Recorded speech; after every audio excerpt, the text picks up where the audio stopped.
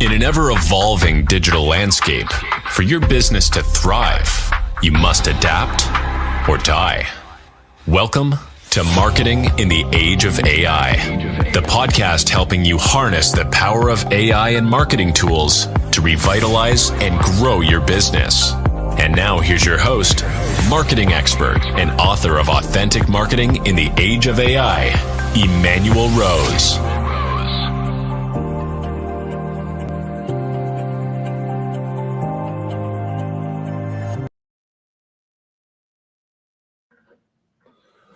Welcome to this episode of Marketing in the Age of AI. I'm Emmanuel Rose, and today I have a real treat for you. We get a chance to speak with Yana Tornoe, who's a powerhouse in the digital marketing world. Yana is a strategic advisor and entrepreneur who's been at the forefront of integrating AI into business strategies for a while now, for probably over a decade.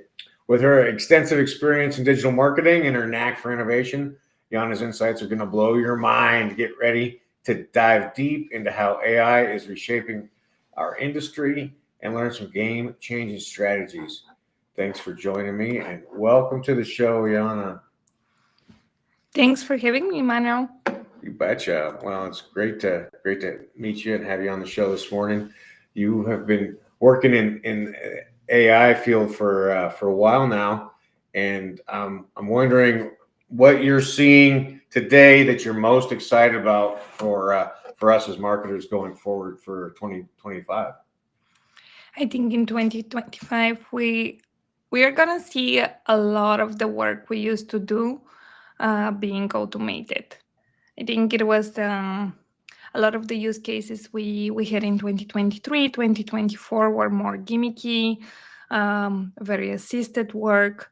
But in 2025, we're really going to get to reap the fruits of all the advancement of the technology. We're going to see much more of complete workflows being executed by the AI completely independently, and have the marketers free their hands for more strategic work, for more add their expertise, essentially, on top of the workflow, versus them trying to manage a lot of busy work, and the time to do strategic and expert work is shrink down to the 10% or so.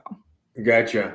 And for somebody who's listening who doesn't have a workflow automation AI agent or AI bot, how do they find the piece of software that's no code or low code that they can use to leverage and get into that kind of automation that you're talking about? You got any recommendations for us? Concrete recommendation, I really think that people should get started with just ChatGPT at the moment. Like, there's a lot of but the GPT agents, so it's going to be a really good idea to upgrade their account to be able to have access to these more specific GPTs and have more of the agentic capabilities there, where you can essentially instruct the GPT to do a complete market research or complete SEO workflow, versus the standard GPT where you're still prompting it for each and every step. Oh yeah, so leverage what's already been created in chat by what the machines have learned. Absolutely. I think there's going to be a lot of players, a lot of specific workflows. One of the things that I'm very excited about is to see how we can create more of a personalized experience at scale. So one of the things we've been playing out in my company is how can we leverage input that the users are giving us and create an automated yet personalized message to them. So we're creating this machine where we are taking into consideration what are the user actions within the app, what are some of the answers they're giving to the survey and their use case, and combining these to create an automated message yet personalized based on their actual activity and their actual answers, to reach out to them and say, hey, it sounds like you're looking to solve XYZ as a problem, quoting their use case. Yep. And you're currently stuck at this point, which will be behavior-based signal, and deliver that message that was inherently human-based, like human in the loop, where you had to have somebody on the team compile the insights from the different systems of record, from the analytics, from the other systems of record, and try to create that workflow. Now you can just fully automate it by combining these workflows, enrichments in Clay, Lemlist, and other tools like that. Yeah, I love that. And I know that from the side of me that's the shopper online, I wish that this was happening quicker so that the emails that I get back from, if I abandon my cart or I just do some research, that it's more personalized versus, hey, we saw you were on the site, come back, and that's actually helping to solve what I was there for. And then also that when they send me an email that like, hey, come back and get free shipping, that code actually works when you go through and try to do it. I think that here's where we still need human in the loop to really really do a good job with sending the valid code, right? Yeah, exactly. So that the time that the end user is interacting with our material is well spent for them and not wasting their time. What are some of the misconceptions that you're seeing in AI when you're talking to marketers and business owners and people who are just starting to get into using these tools? I think that the main experience people have had with AI right now is content, right? Like either through the first experience, like spell check, Grammarly, things like that, and then upgrading it to full-blown content creation. And I don't think that necessarily people had a good experience, especially in the previous versions when you're talking about website copy and so on. Like there's a lot of generic formulations that the AI is using. Sure. And it has been off-putting for people. So I think that people who tried it in the craze of AI in 2023, maybe even played a little bit in 2024, could have given up on it by now and claimed it as irrelevant to the content creation process. Yep. And I see that this can be limiting for a lot of marketers to really reap the benefits of this technology, because with each and every update, that technology evolves tremendously. The ability to create content content creation is the main use case of AI as of Yep. right now. That's where it really excels. But where people are not necessarily leveraging the best of capabilities is if they use the default settings, where they're simply saying, oh, here is the topic, generate me a blog post. Of course, that blog post is going to be very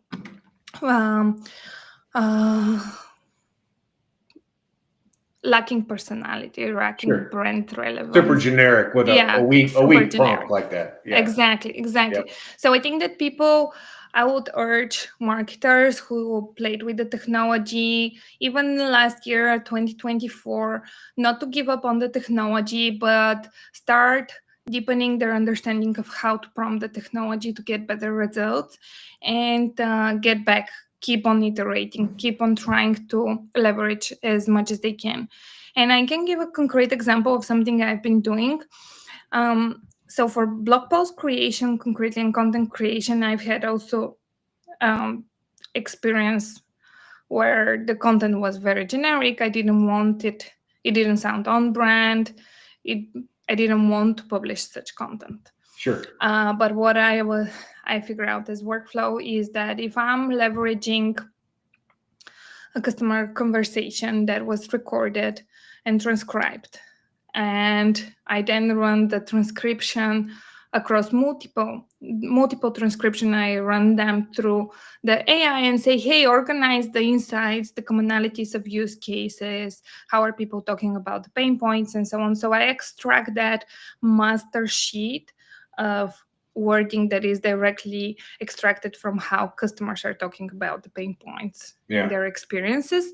Then I inject that into the AI. I inject a topic and say, hey, I want to talk about this aspect of the pain point. I want to use this concrete research that I found that supports the overall thesis, or it's more factual and science-based. And I want to use the input from my customer interviews, which is already organized in pain points and so on. And then I instruct it to stick to specific. Make it as specific as possible, include quotes both from the research and from the user interviews. I'm seeing great results with that. Honestly, it's doing pretty good job because it has the capability of analyzing data very superiorly, organizing and extracting insights. It is doing a pretty good job. So I'm gonna urge people to leverage various assets that they are right now creating in their company, either through customer conversations or presentations or other formats where they are using expert knowledge, and that use that expert knowledge to train the model and then turn it into an asset as a blog post or so. Yeah, I love that. I love that sequencing and using the what really these GPTs are best at right now is churning this big amount of information that it would take us days or weeks to do, and then helping you solve a very specific problem. And I think that's an interesting workflow. And I'd love to know a little bit about what your philosophy is around prompting and prompt writing, and how you approach a new project and the prompts that you start with to start a process like that. I think I am not very scientific and organized in my prompting. Yeah, I'm more experimental. I'm not either. I'm more experimental. Like, I gotta see the results. I'm gonna start actually quite wide to see what it generates. And then I'm gonna be like, okay, like we are completely off on these aspects of it. Like, let's say if it's with the examples of creating a blog post, I'm gonna see that the research that it's basing it on is very generic. So I'm actually gonna go to Harvard Business Review, screen a few articles myself, and then go back and say, use these articles as the basis for the research. Use the quotes from them. So I start very generic to see what it's gonna produce by default, and then keep on iterating on it. I've had a hard time getting it to format things the way that I want to. So I've had an experience where I would find an example of a good formatting and then feed that. So once I generate the content the way I want it, or with the right tone of voice, with the right content, then I also find examples of the format. So I'm actually going to be quite specific per step and prompt it per activity. So here is the research. I want you to use this research as the basis for the analysis. Oh, here is the customer interviews. Use quotes from them. And here is the format that I want you to achieve. So I'm gonna be using a lot of examples in order to get the results I want, because I have had an experience where it will be off. It's still based on everybody's knowledge, everybody's input out there. So if you really want to get it to specifics, and it doesn't work like if I simultaneously use this research and format it in this way, it starts getting blurry. Like, the more commands you prompt simultaneously, the less of a good job it does per the specific activity. So I'm just gonna chunk it. I'm gonna let it redo the work from scratch and say, okay, you generated this article. I want you to leave out this paragraph and that paragraph. And then in the next sentence say, okay, now format it in this and that way. Yeah, I like that, where you're using it very specifically for a blog post, and then you have a structure that you're developing and asking it to follow, complete with references that you would like it to refer to. And it is more like this is where we are talking still about the assisted work, like Right. AI being your assistant, and you're still the human expert that is extracting through that technology a more a better workflow, enhanced productivity. But we are still not at the level where we're seeing the agentic capabilities, which will be where it can by itself chunk out these pieces of workflow, like these different steps, and execute them independently. And I'm experimental about this part, yet I haven't seen the good results with it. So Right. I'm still like I'm not giving up on the technology. And I really tell people just keep on going, try it. Like that week it didn't work for you, but maybe next week they already fixed it. Yeah, With all the exactly. model innovations that are happening, things change so fast. So you just Yeah, have to keep believing that it's gonna get to that stage. it's very dynamic, and even this workflow that you talked about, that could end up being one of the Chat GPT options at some point. That you just start to plug in keywords and target audience and Absolutely. industry, right? And then it just is going to Absolutely. start producing I those types think of. I think as you're saying, in 2025 we're gonna see the AIs being much more integrated.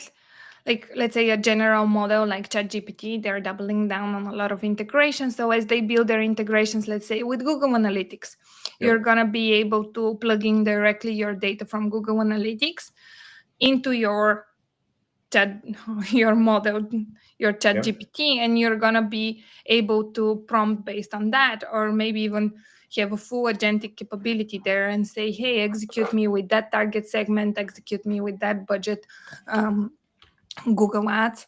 So I'm really really excited about what the future holds. And I think that there is definitely like short-term situations where we're gonna see a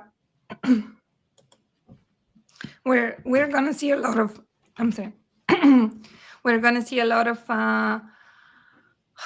overload of information Sure.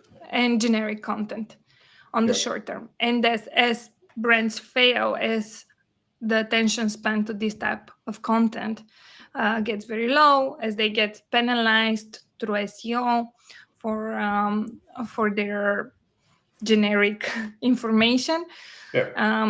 everything is gonna get improved towards again the human expertise, the unique content, the authentic information being out there.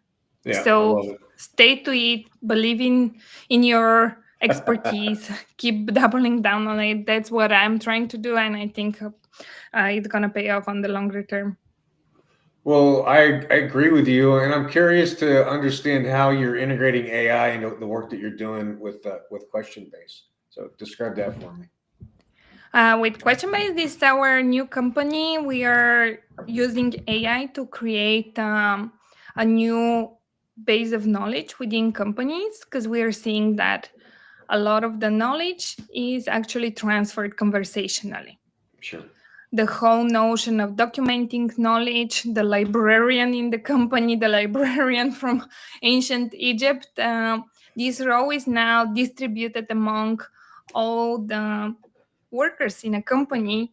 And before it was like really hard to codify that knowledge. That's why you had that librarian, that knowledge manager who Yep. or project manager or somebody in charge of organizing that common know-how. uh, but now you don't need to do that. You can tap into the conversational information that is shared in conversation, is shared in chat, is shared in email, and you can transfer that knowledge to other people using AI. So what we do with Question Base is that we are on that mission of turning conversational information into a valuable database for companies that they can then reuse to train new employees, whether they're agents or they're humans, scale up that human and enterprise knowledge. And are you able to take? I mean, in the marketing, you're saying a lot of things about Slack, but are you also able to take phone transcripts and some other outside information as well? Great question. Yes, that is something we're working on right now. We have in beta and we're exploring. We have trained the model to work with conversational data. So that data, we are agnostic where it comes from. Yep. We trained it on the worst possible format, which is chat, because it's very noisy. You're going to have in one sentence, you're going to have who's up for lunch. And then on next sentence, you're going to have a very valuable insight with longevity shared about certain clients. So it's a model where we had to train the model again and again to filter out signal from noise. Yep. So then you can apply that to conversations, which can also be a very noisy environment, and extract knowledge from Zoom calls, from recordings, from tapping the bot in the different meetings in the company, and extract the knowledge and integrate it back into the knowledge base. Imagine like essentially this perfect secretary role that is always there recording all the insights and then producing these assets for the company that can be then reused again and again. I love it. And then on your product roadmap, will you eventually also have a customer facing interaction, or is it always just going to be the behind the scenes company interactions? We are focused on internal knowledge. Yep. There is a lot of competition and a lot of companies who are trying to solve the customers to company interactions, and I think there's a lot of great breakthroughs there, especially because in that environment you're working with more repetitive questions, you're working with more repetitive use cases. So essentially that role is one of the primary use cases that initially AI was delivering return on investment on, which is I come as a first-time customer, I'm likely to have a question similar to the next first-time customer. Whereas within the internal communication, you're having way more variables of what people would ask about, what's their level of training, what's their level of expertise. But we are sticking to that problem because we see a lot of untapped opportunities, like integrating this conversational data to back in the stream of knowledge and make sure to upskill new employees or even the agents on the team to have that information and be able to conduct like tasks as good as the experts who's been there for 10 years. Yeah, love it. And now you're focused on Slack as part of this, or will there be other ecosystems that you'll be able to plug into at some point? Yeah, for sure. We're focused on within the year to complete our Microsoft for Teams integration. We see a lot of companies basing their primary company information on it, especially as we are moving upper market. A lot of enterprises are relying on the Microsoft ecosystem, and we're very excited about all the innovation Microsoft is doing with Copilot, and Copilot being fully integrated within already the workflows on the operational system. Like you're going to be able to extract maybe something that you and me are conversing about in that conversation. QuestionBase can pick it up, integrate it into the database of knowledge, and then Copilot later on can reuse that knowledge and help you create a presentation about it. Like there is a wonderful example of how the database is going to feed these assistants and agents to be able to conduct further work. I love it. Well, this is an exciting innovation, and I hope you have a lot of success with this. Thank you so much. We are really pushing at the fourth line, hoping that we're gonna deliver a lot of value for businesses. Well, I have no doubt you will, and I know you're in the early part of this process. So, good luck, and I appreciate your time this morning. I appreciate your breaking down how you're using chat to do very focused, specific content development, and that process you described. So thank you very much for that insight, and I'm grateful for your time today. Thank you so much, Yana. Thank you so much for having me. Happy to be of help to anybody that's struggling with these topics right now. Yeah, and so your website is questionbase.com, and then you're also on LinkedIn, aren't you? I'm also on LinkedIn. I'm often posting about automations and different hacks around that I'm figuring out in my daily work. All right. Well, I'll let you get back to your daily work, and thank you so much. Thank you so much. Okay. Bye-bye. Bye-bye. Thanks for listening to Marketing in the Age of AI. Be sure to subscribe wherever you heard this podcast so you never miss a future episode. Your copy of Authentic Marketing in the Age of AI is available at Amazon.com or EmmanuelRose.com. You can also connect with Emmanuel on LinkedIn. Thanks again for listening, and we'll see you next time.